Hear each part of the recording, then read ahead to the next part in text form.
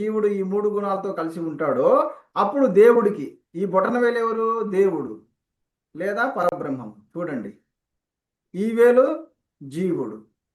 ఈ మూడేమిటి? గుణాలు, త్రిగుణాలు, 3 గుణాలు అంటే సత్వ రజ తమో గుణాలు. కాబట్టి జీవుడు చూడండి, జీవుడు ఇప్పుడు రెండిటికి మధ్యలో ఉన్నాడు. ఈ గుణాలకు దేవుడికి మధ్యలో ఉన్నాడు. మరి ఈ గుణాలకు ఇంకో పేరేమిటి? మాయా. కాబట్టి జీవుడు అనేవాడు ఎక్కడ ఉన్నాడు ఇప్పుడు? మాయకు దేవుడికి మధ్యలో ఉన్నాడు.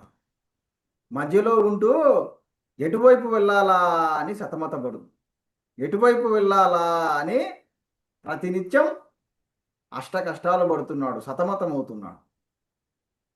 ఇటువైపు వెళ్ళాలా, ఇటువైపు వెళ్ళాలి, ఇటువైపు వెళ్ళాలా, ఇటువైపు వెళ్ళాలి.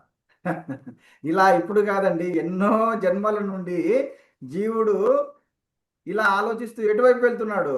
ఇటువైపే పోతున్నాడు. ఇటువైపే పోతున్నాడు. అంటే దాని అర్థం ఏమిటి?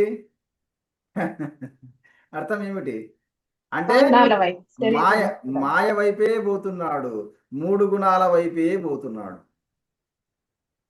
కానీ ఎన్నో జన్మలు ఎత్తిన తర్వాత ఈశ్వరానుగ్రహం వల్ల జీవుడు ఒక గురువు ద్వారా ఇలా ఆత్మజ్ఞానాన్ని, భగవద్గీత జ్ఞానాన్ని బాగా తెలుసుకుంటూ ఉండగా ఏమవుతున్నాడు? మెల్లిమెల్లిగా ఇటువైపు ఇట్లా వస్తున్నాడు. చూడండి, ఇలా ఇక్కడ ఉండేవాడు 3 గుణాల్లో చిక్కుకున్నవాడు మెల్లిమెల్లిగా జీవుడు ఇలా ఇలా ఇలా ఇలా ఇలా వచ్చి చివరికి ఏమవుతున్నాడు? ఇది అది అంటే జీవుడే దేవుడు అవుతున్నాడు.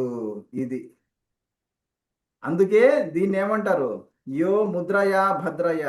ఈ ముద్ర భద్రమైన ముద్ర, జీవుడికి భద్రాన్ని కలిగించే ముద్ర ఈ చిన్ముద్ర. కాబట్టి జీవుడికి ఎప్పుడు మోక్షము? ఈ దేవుడితో కలిసినప్పుడు.